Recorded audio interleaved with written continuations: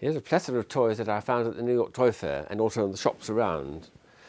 This one, for instance, from a shop, it's a nice strong light, and yet it's based on just a little PP9 battery. You just plug it on, and there it is, and it illuminates things very nicely. And it's a nice flexible head too. That was a nice design. Minimals, I call them.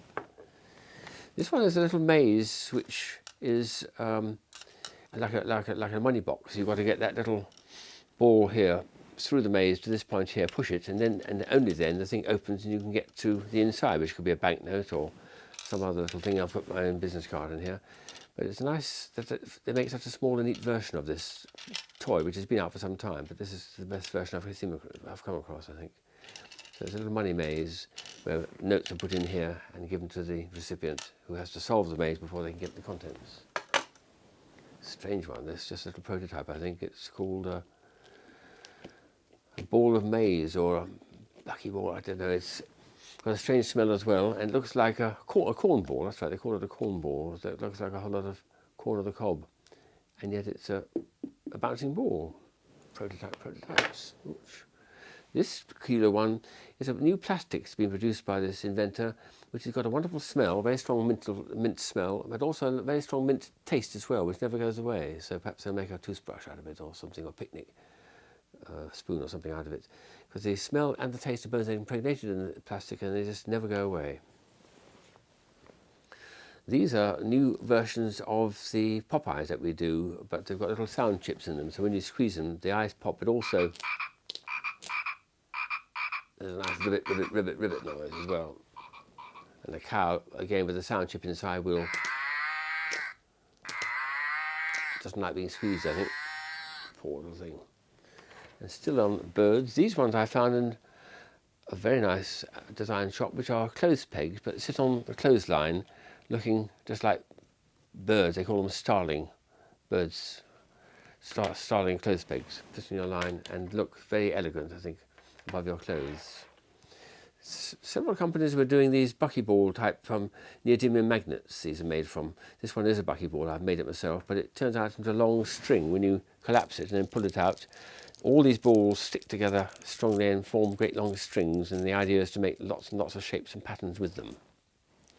And a beautiful silver version, which starts off as a diamond. It's already been crushed, so it's a bit distorted at the back, but it starts as a diamond. Again, that will pull out and make a wonderful series of interesting shapes and patterns, geometrical oddities and minimal energies. It's got a lot of play value, those things, I think.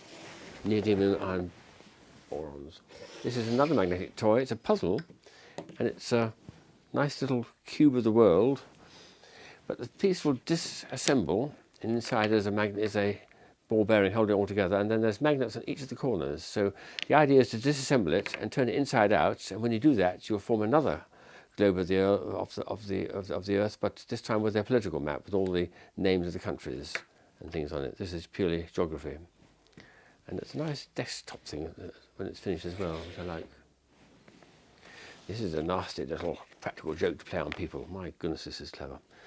There's a battery here, and there's a loudspeaker, and there's a magnet here. When you turn it on, it makes a...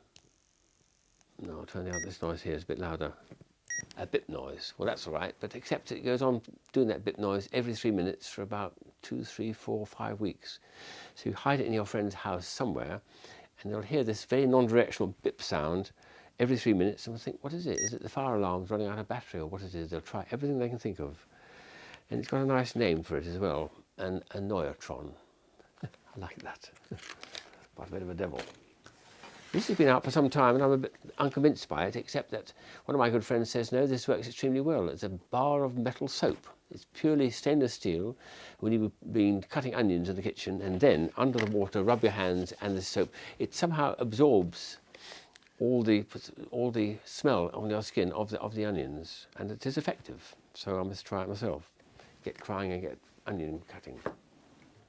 This was a nice idea, which I've been wanting to get for some time now. It's got caps in it and a little twirler, and when you do it, it'll make a nice loud banging noise.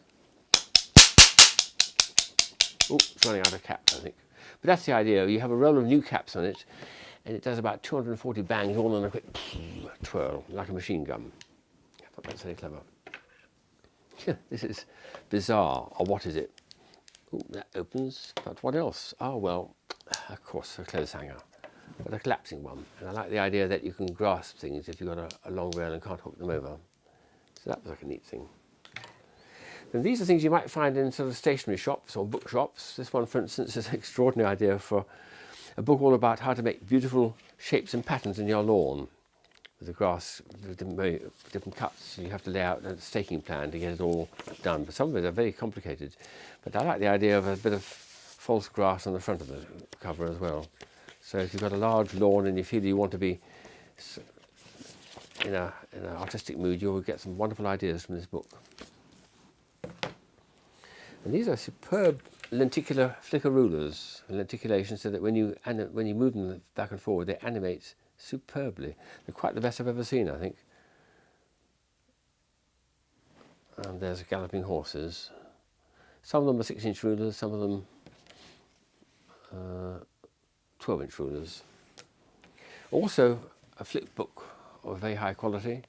This is an escher morphing from one to the other, as you cast your eye over a number of pages or pictures, and you see this wonderful morph from one black and white to another white and black. This is also from the same company, a nice morph of dogs, all changing and then becoming a champion something or other at the end. I like that. Do it fast. Lovely little jump at the end.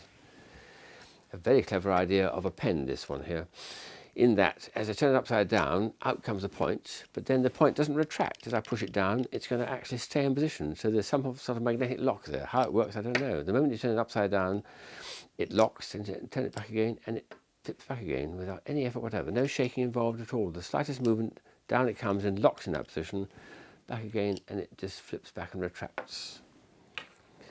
Another one, which was a bit expensive when I saw it last year, but this is a much more reasonable item now. It's something where you have to doodle with it. You flick it from hand to hand, a bit like juggling with your fingers. But at the same time, it is a pen and can be used as a ballpoint pen. But it's a real old office doodle, and I can't do it myself. But the people on the stand showing it were doing some wonderful acrobatics with this pen. And a greeting card, which I liked very well, because as you open it, well, there's the bit going. This thing was spinning back and forward. I haven't yet found a way satisfactory holding it open, but I think it will. And then what happens is the UFO, the little UFO here, will spin back and forward really for many, many minutes, because there's enough twist and untwisting of the string for it to keep going. A number of companies were doing the shaped elastic bands, and they're getting really quite advanced ones. This one here, I would never have guessed that this here is going to turn into a little candy stick when it's unravelled. There's a little candy stick. And this one here is an elephant, but it's luminous. It's made of luminous plastic, so there's a lot of interesting shapes coming out of the shaped elastic band scenario there. The last one was a little construction thing I made myself. He had a slightly longer one than this, and it really did act like a slinky. It went from hand to hand to hand and hand. And yet the basic pieces were just these little bits you snap off, and all different shapes. And it's a Japanese construction toy. And the fact you can make something as interesting as that was immensely appealing to me. I love slinkers, and I like to get another length of them in order to finish it, and I can juggle with it. So New York was a wonderful wealth of interesting ideas as ever, and very diverse too.